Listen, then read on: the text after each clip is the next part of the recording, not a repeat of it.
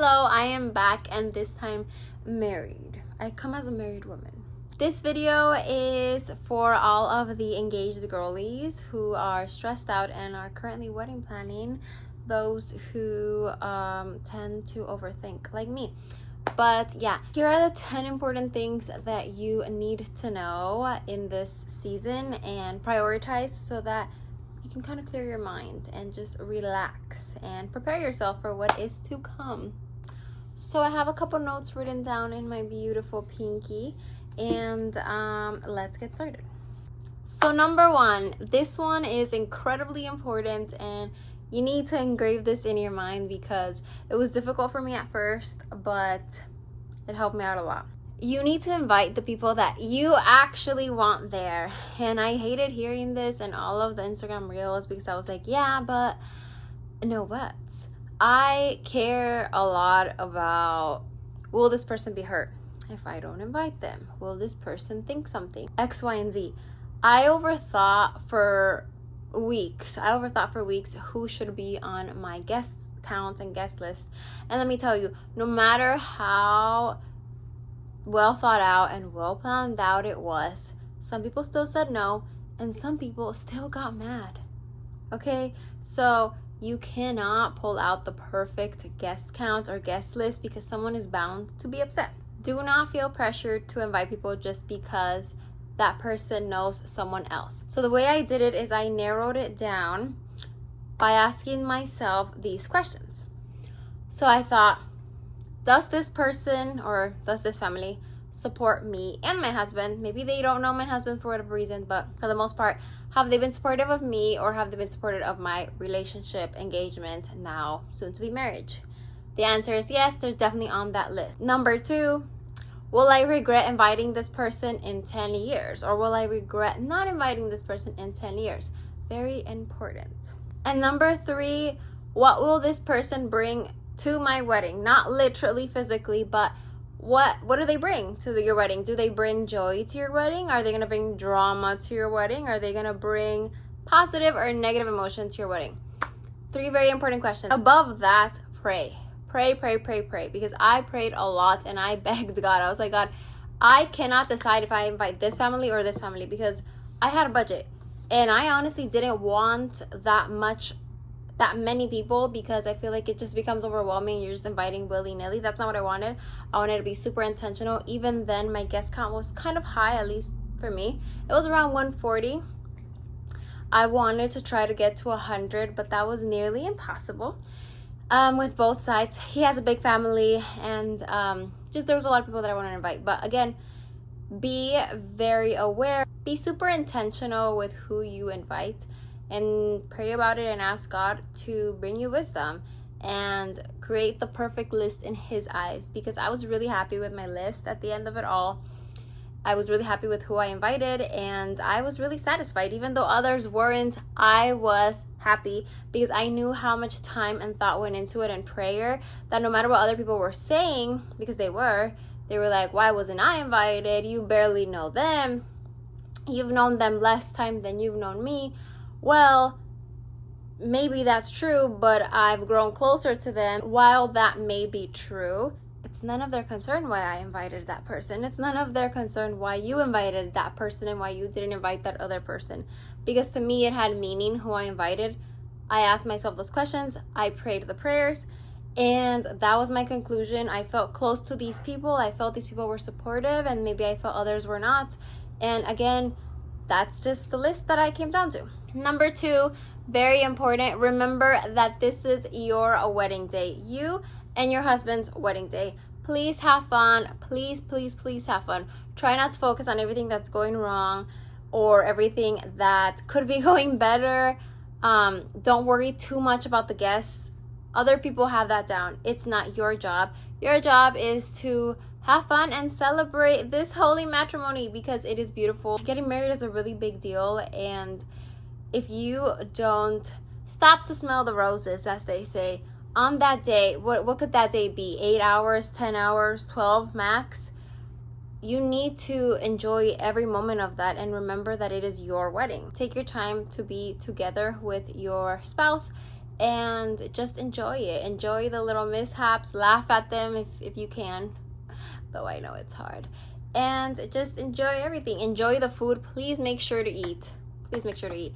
And do not leave each other's side. Remember, this is your day, and spend it together. Enjoy it. Create memorable moments amongst each other. Truly try to block out the noise and just be present together. Do everything together. Eat together. If you can, eat alone before everyone else or in a separate room, because if you do have the traditional sweetheart tables like we do, we ate inside because we knew people were going to come up to us and ask questions or pictures, whatever the case may be. And you want to actually take time to eat, because if not, you're going to get a headache or get dizzy or whatever. So just be present in the moment and try to enjoy yourselves as much as possible. And remember, it is your day, okay? Number 3, no matter how much you plan, something is probably going to not go your way. And you have to be okay with that, because I heard this before and I still tried my best to make it as picture perfect as possible. But of course, things still happen. Things still happen. Let me tell you a little bit of what happened at my wedding. We were quite strict with guest count, and we were quite strict with plus ones. And I, in fact, did not give anyone a +1 unless they were married. Not even, we actually didn't have anyone who was engaged, so that wasn't a problem. I don't really know what I would have done there, but my big rule was, if you're not married, you do not get a +1. So that upset some people, obviously. Again, my wedding, not yours. And a lot of these people were just dating, and some were actually, it was actually trying to bring family members, and those were people that I just didn't feel close to. Again, you can say no, they'll say no, you move on. Might get you upset or annoyed, might get them upset or annoyed.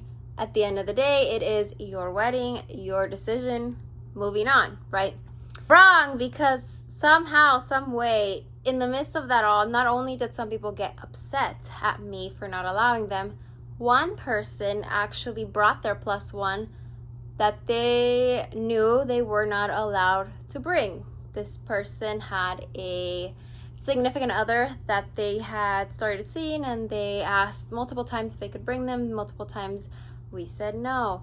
And very respectful. Never thought that it wouldn't be respected, because we're all adults, right? An adult setting. The day of, I noticed that this person has someone else in a table with them, someone I've never met, and someone that I specifically asked you not to bring, because you cannot bring anyone that is not on the list. And also, I don't even know this person. So I was visibly upset, and I could have chosen to let it ruin the rest of the night, because I found out around reception. Or I could choose to ignore it, talk about it later, and just enjoy my day. And that is what I did. It was hard. My husband reminded me, and he said, you know what? Relax. We're going to go take pictures right now. We will deal with it later. I was livid on the inside. I was. But I had to learn to just relax, control myself. I vented. I told my husband, and I actually told my photographer. They were super cool, and they just let me vent, and it was great. And after that, we just moved on. A month later, we talked it out with the person. Not the point, right? Things will go wrong, and people will upset you. Another problem that happened is with the DJ. We had a few incidents, not just with one DJ, but people canceling. We had a DJ cancel pretty last minute. Their big one was the person who was in charge of decorating also canceled last minute. That was great. That was great. So thankfully we prayed. The Lord sent us someone, which I will talk about that a little bit later in the video. But all to say, these things can happen no matter how much you plan, because people do unexpected things. People act unexpectedly. But also, life is life. Life be lifing. And sometimes things will come your way that you do not want. But just relax, prepare yourself that maybe something small is gonna happen at your wedding, something big, I don't know. Just be prepared for it and know in your mind what matters and what is worth your time, especially in that day. Try to not let anyone or anything ruin your moment. Number 4, be considerate of your bridal party. I'll speak specifically on my bridesmaids. I had 4 of them. When I say be considerate, I mean when you are a bridesmaid, you do know that it comes with some tasks, maybe some finances in there. You know, as much as I wanted to pay for everything for my girlies, that is not in my budget. So what I did do is I tried to find the simplest way for them to be my bridesmaids and not spend much money, but also be present with me in a way that was accessible to all of them, or most of them. I wanted all of them to match, and I wanted to make it easier. Instead of having them look for their own dresses, I looked for one dress, which I know sometimes people like giving them the option. I think it's easier to give you that dress and you just order it and you just it's done. So it was a dress from Amazon that was pretty inexpensive considering it was a bridesmaid's dress, and sent all the girls the link. We got it done. I wanted matching boots. In the beginning I said, hey, I want, because my wedding was country themed, I said, I think I want all the girls to wear this specific type of country boot. These were boots that my sister and I bought in Tennessee, so I knew they might be a little on the pricey side. Again, after a lot of prayer and a lot of decision making, I thought, I think it's easiest if I tell them to buy something that is similar to this. I gave them a link to something I found very similar and way less expensive on Amazon, and that is what they bought. And there was one who had boots that were similar to the similar boots from Amazon, so she just wore those. She didn't even have to spend money on that. Next, for hair and makeup. Hair and makeup can be super expensive. I tried to find the cheapest girlies for hair and makeup that still did a great job, because I wanted them to look phenomenal. You know, I want the girls to look just as good as me, if not better. So, in their own way, of course, because the bride always stands out. But you know what I mean. My sister was a big part of this. She was basically the wedding planner. She truly was the wedding planner.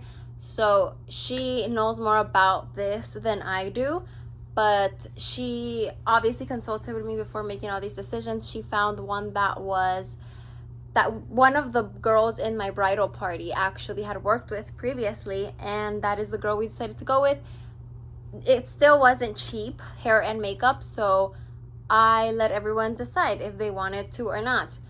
The thing here is, don't really force your girls into doing things unless you're gonna pay for it. I think it's much easier when you give them a choice and you also give them options. So some decided to do their hair with someone else that they already knew. Like one girl decided to do her hair with one of her personal hair girl, which might have been cheaper for her and easier because it was just closer to her.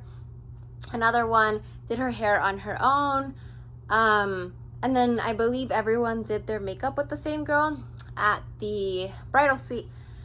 But yeah, then as for tasks, I tried to divvy them up as best as I could, but that is hard. Like, I really wanted my bridal party, guys and girls, to be present in the moment. Unfortunately, because we had few amount of people and a lot of things to do, they were working behind the scenes, and I'm so grateful for them. One of the girls in my bridal party was pregnant at the time and was the last girl, aside from my maid of honor, to stay there cleaning up. And those are the things I appreciate so much. May the Lord repay her, and she knows just how grateful I am.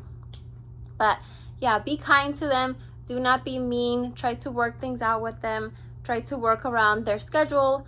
And yeah, just be considerate with them and know that they are doing you a favor. And if you can pay for anything, do it. If you can't, then at least be willing to be flexible and accessible with them. Number 5, do not go into debt over a one-day celebration. Yes, I know it's a wedding and you're only gonna get married once, Lord willing, but it is still a one-day celebration. The wedding world can gyp you, truly. we looked for the best prices everywhere all around, and that is why I took like over a year planning this wedding. And I wanted it to be intimate, and I also didn't want to spend thousands, because even if something wasn't my budget, I really had to think it through and be like, is this actually worth this? Because some venues, just the venue alone is 20K, you know. Other venues, the food is not even included, or the food is included. I had a very specific vision of what I wanted, and that is what I stuck to. I wanted to pick my own caterer, and I wanted a venue that was outdoor but also intimate feeling, and that is exactly what the Lord provided. And I can't say it enough. Pray over every single decision. Pray over every single decision. Please pray every day. Cry out to God. If you're so stressed about the guest list, if you're so stressed about finding the venue or picking a venue, pray about it. He will answer you, and he will help you make the best decision out there. Just do not go into debt. Try and decide what matters, right? Decide what matters the most. Do I want to spend the most on videography and photography because that's what matters most? Is my dress the most important? Is the food the most important? Is the venue the most important? For me, one of the biggest things that was the most important was actually the food, because I feel like when I go to a party or a wedding, food is what you remember. You want good food. So I put an emphasis on food and then videography and photography, because pictures and videos, that's forever. I wanted someone who did an amazing job, and they did. Everyone ended up loving the food we got. I don't think I heard anything negative about it, unless they kept it to themselves, but majority of people loved it. We loved it, and it was so worth it. And we got so many discounts with photography and videography. Thank the Lord. We got drone footage for free, and it was just amazing. So pray over your decisions, and remember, do not go into debt. It's just one day. Number 6, this one I feel like I kind of spoke about earlier, but learn to ignore people's opinions if you don't really value them.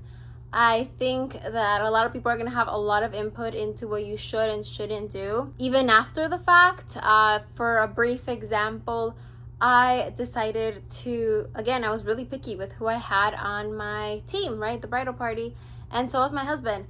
And it just so happened that on both sides, it was an uneven number. So we needed one of the guys to walk with 2 girls. One of these girls was married. But because my husband picked only 3 guys, these were the guys that are he is closest to, I happen to be close to one of the girls who is married, and people had a problem with that. So then later there were complaints from people saying that it was wrong that I decided essentially to someone, but it was me, right? I was the one who decided who would walk down with who. It was wrong for one guy to be with these 2 girls, especially if one was married. Why wasn't she walking down with her husband? Funny enough, the best man is also married, and he walked down with my sister, who is not married. And so it was 2 married people that were not walking down with their significant others. People had a problem with that. I don't think they understand what it means at its core. These are the girls I chose that I'm closest to. It does not mean that I am just as close to their husband, or that my husband is just as close to their husband. People need to respect it, and you just need to ignore it, brush it off, and just move on, you know? Don't worry about it. Someone's always going to say something. People will have opinions all the time. People will do things that upset you. Someone moved an umbrella. A few people moved umbrellas at the wedding, even though I was explicitly told at the venue that you could not move anything. And they decided to move it for themselves because the sun was shining down at their table. So they just went ahead and did it. Opinions and things that people do, don't let it bother you, and don't listen to all the noise, and just try to focus on your big day. Move on. If someone is trying to give you input and you really didn't ask for it, ignore, please. Number 7, I said this before, be present on your actual day. Take as many pictures for yourself. Enjoy the food, enjoy your spouse, and enjoy the day. Do whatever you feel like doing. Like, really make it fun. Make it about you too. It is about you too. Have fun, let loose. Don't worry about everyone else. Just worry about yourself. And like I said in point 2, I believe it was point 2, stay together, stay together. Remember that this is your day, and be present. Do what you need to do. Take your time getting your makeup done, your hair done, feel yourself. You know what I mean? Number 8, support the talent within your community. I know this one is not as easy for many. For me, it turns out that it was. I am surrounded by people who are good at different things, and or people who know of others, maybe siblings or related or friends, whatever, family, who could help at my wedding. And I was really happy because a lot of people say that they rather just go the professional route, and well, yes, that is true and much easier. There are some things that I was willing to support a small business in, or just support someone that I knew and pay them for their work. So there is a sister in Christ that is really, really good at making pastelitos and empanadas. They are Central American and they're really good. And I decided, hey, you know what? I want to pay you to make me some of these appetizers for the wedding and just for the table to have there. So can you please? And I offered to pay her like 3 times, but she insisted it would be a wedding gift, which I took. I'm not going to take that blessing away from her. Unfortunately, she did not let me pay her, but now I am eternally grateful for her and what she did. Everyone loved it. They were a big hit, and it was her gift to me, and I accept it.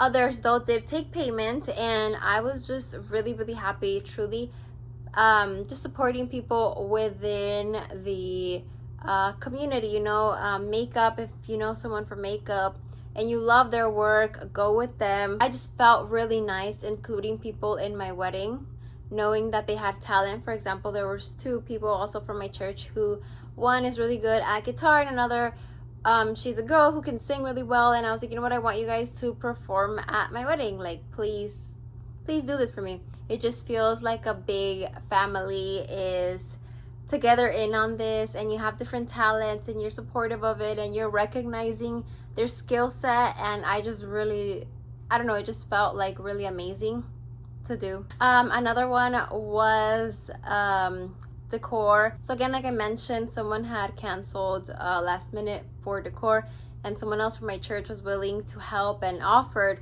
And again, just eternally grateful. Instead of finding someone else who could have cost a fortune, don't know if they would have been great, I'd rather just take the help that's being offered. Take the help in your community, take the talents in your community.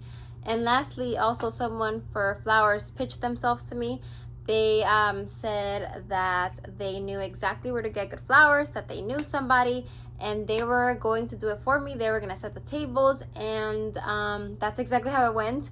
We paid, and it was just beautiful. Again, I loved just supporting everyone in my community who had the talent, who offered themselves, and just involving them.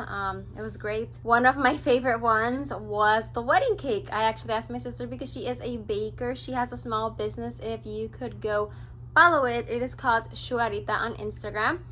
And she does deliver to companies, but she will also do homemade things. Right now her page is a little inactive, but she still sells. And she does sell out her pies every fall season.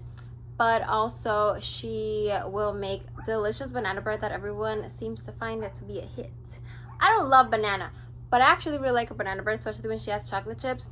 I love her chocolate chip cookies. Those always sell out. Again, she made us the wedding cake, and we paid for supplies because again, it was kind of a gift also, but I also wanted to support her. She also made treats because she makes the cute like wedding treats, you know, like the Rice Krispies, the chocolate covered Oreos, pretzel sticks, all of that. It was amazing. It was a beautiful cake. It was delicious. It was cookies and cream flavored, my favorite. And yeah, support those in your community that you trust and that you love. Number 9, the fewer people involved in the wedding process, the better. Trust me. You girls asked me to come over for the dress fitting or just the dress, choosing a dress. I thought about it. I am pretty indecisive as it is, so I said, you know what, I want this to be an intimate moment. I'm just going to have my mother and my sister, and I don't regret it. We cried at the end when I said yes to the dress. It was beautiful. I would not have wanted it any other way. I don't regret it. The less the better. 2 opinions that I value so much, my mom and my sister's, and my own. And I picked the dress. I picked the dress. At the end of the day, everyone loved the dress even after the decision. So the less, the better. Same thing goes for cake. I had a lot of flavors that people were suggesting. I already knew what I wanted. I wanted cookies and cream. Couldn't change my mind off of that. Husband loves it. We went with it. For decor as well, I was also given different themes and the way I should decorate the table, the color of the sweetheart table runner. I already knew what I wanted. I didn't really let anyone else get in my head. I took the ideas into consideration, but overall I kind of knew what I wanted, and I think if I had listened to those outside opinions, it would have made the process way harder than it needed to be. Same thing with food. I knew that if I started giving people options for food before deciding on a caterer, my head would spin.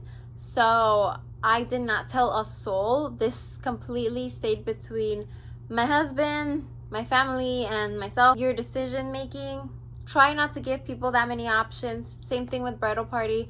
I didn't really give as many options because I think that makes it harder to come to a consensus when you're trying to please everyone. Do not people please. Just do what you think is best. Always pray for guidance, wisdom, and decision making, and you will be just fine. And number 10, the most important one, honor God in your wedding day, because this is day 1 of marriage.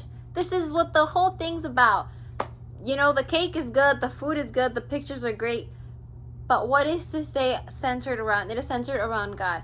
My number 1 prayer going into marriage and just leading up to the wedding day was, Lord, I want your presence to be felt on that day. Everywhere, in everything I do, in the way we worship you, the way we praise you that day, I want everyone, Christian and non-Christian, to feel you. Tell me why. I already know why. At the end of the night, an invite or a guest comes up to us and tells us how lovely the wedding was, and specifically says the presence of God was really felt in this room. My jaw dropped because God knew that's the number 1 thing I wanted out of this. I wanted his presence there, and I truly felt like crying, and I feel like crying now. I'm not gonna, but I just absolutely love that my number 1 prayer was answered, and that God was there, and that other guests felt his presence throughout the day. It was just beautiful and remarkable. And pray the same prayer if you want, you know. Ask God to be with you every step of the way.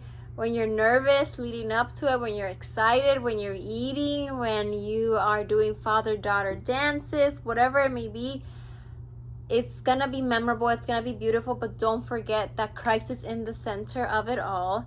And remember that marriage to the Lord is all about a covenant and love and faithfulness and belonging. And remember that this marriage that you are going to be soon entering into is a glimpse of God's love for us. We are his bride.